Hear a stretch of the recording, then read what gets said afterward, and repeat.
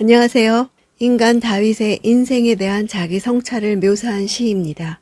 오늘 본문은 시편 25편입니다. 1, 2절 오 여호와여 내 영혼이 주를 바라봅니다. 오 내 하나님이여 내가 주를 신뢰합니다. 내가 수치를 당하지 않게 하시고 내 적들이 나를 이기지 못하게 하소서. 이 시는 첫 글자를 히브리어 알파벳 순서로 지은 답관체 형식입니다.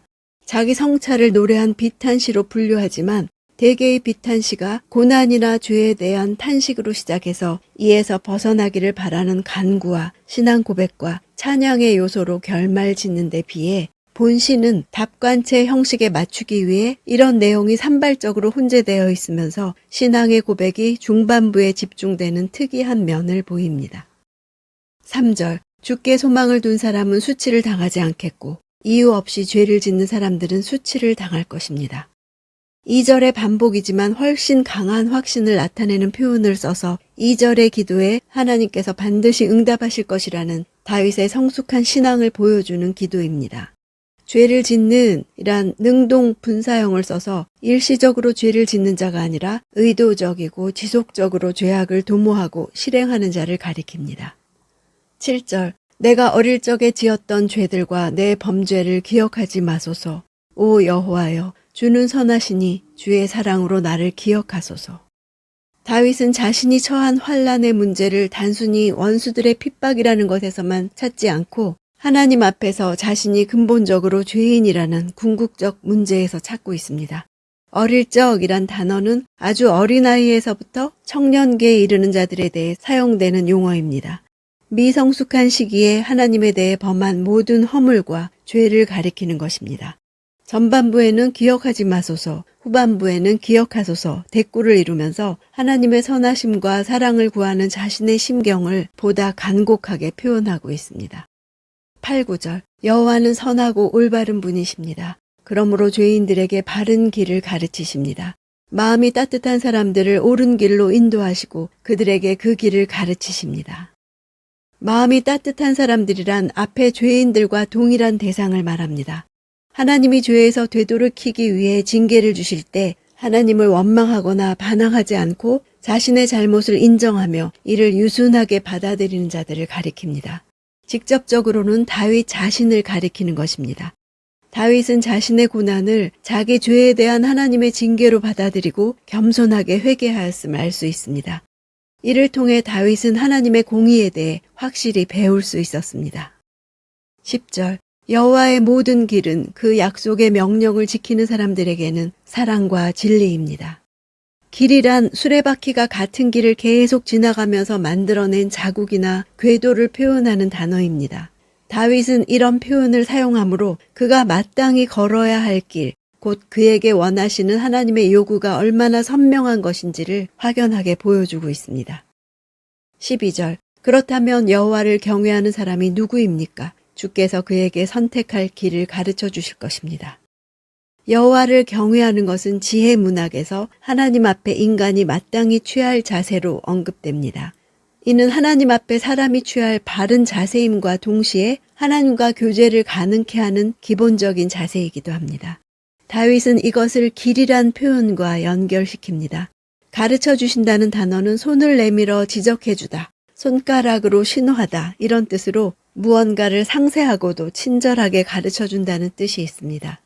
인생 여정의 갈림길에서 무엇을 선택하고 어떤 행동을 취해야 하는지를 매우 자상하면서도 구체적으로 보여주시고 안내해 주신다는 뜻입니다. 13절 그의 영혼이 잘 될 것이요 그의 자손이 이 땅을 유산으로 얻을 것입니다. 잘 된다는 것은 토부입니다. 모든 삶이 형통하며 최상의 상태를 유지할 때 사용하는 표현입니다. 자손이나 땅은 하나님께서 아브라함을 부르시며 그에게 약속하신 축복, 곧 언약의 중요한 핵심에 속하는 내용입니다. 자손이나 땅은 하나님의 언약의 구체적인 실현을 뜻합니다. 하나님을 경외하는 자는 아브라함에게 약속하신 바 언약의 성취를 맛보며 살아가게 될 것을 말하고 있습니다. 16절 내게 돌아오셔서 은혜를 베풀어 주소서. 내가 외롭고 괴롭습니다. 외롭다는 단어는 유일하다는 뜻으로 아무도 의지할 자가 없어서 고독함, 쓸쓸함이란 뜻입니다. 다윗의 외로움과 괴로움은 현실적으로 그의 원수들로부터 가해지는 압제로 볼 수 있습니다. 그러나 다윗은 현실의 고통과 외로움을 극복하는 방법에 대해 그 같은 문제의 원인을 제공한 원수들을 제압하는 것으로 보지 않습니다. 그 모든 것에 앞서서 다윗은 하나님의 은혜를 구하고 있습니다. 하나님의 은혜를 통해서만 자신의 구원이 가능함을 분명하게 알고 있기 때문입니다. 18절 내 괴로움과 고통을 보시고 내 모든 죄를 용서해 주소서. 다윗은 자신의 괴로움과 고통을 죄의 문제에 연결시키고 있습니다. 자신이 당면한 문제가 단순히 원수들의 핍박이나 악인들의 무고한 공격으로 인하여서만 발생한 것이 아니라 자신의 죄 때문에 발생한 것을 알기에 고통을 제거해달라고 간구하면서 죄를 용서해달라고 기도하는 것입니다. 19절 내 적들이 얼마나 많이 늘어났는지 그들이 얼마나 나를 미워하는지 보소서. 적들이 많은 것을 언급하는 것은 무수한 대적들의 위협 앞에 자신의 초라함과 보잘것없음을 인식한 것입니다. 다윗은 이들에 대해 직접 맞서는 대신 하나님께서 이들을 보아달라고 호소하고 있습니다. 만일 그가 이들에 대해 직접 맞서는 방법을 택했다면 자신보다 많고 강한 적들에 의해 분명 멸망하고 말았을 것입니다. 그러나 다윗은 하나님의 공의에 맡겼습니다. 22절 오 하나님이여 이스라엘을 그 모든 고통에서 구원하소서. 마지막 절은 답관체 형식에서 벗어나 있어서 성전 제의에 공적으로 사용되면서 붙여진 후렴구로 이해하기도 합니다. 시편 25편은 기도라는 형식 속에 들어있기는 하지만 지혜의 주제가 나타납니다. 대적들에 의해 고난을 받는 중에도 하나님을 경외하며 순종하는 것이 지혜라는 것입니다. 현실에서 위협을 주는 대적들이 있을 때 주께 나아오는 것이 지혜입니다. 하나님께 나아올 때 간구를 들으시는 하나님을 경험했기 때문입니다. 소망의 근원이 하나님께 있다는 것을 아는 것이 지혜입니다.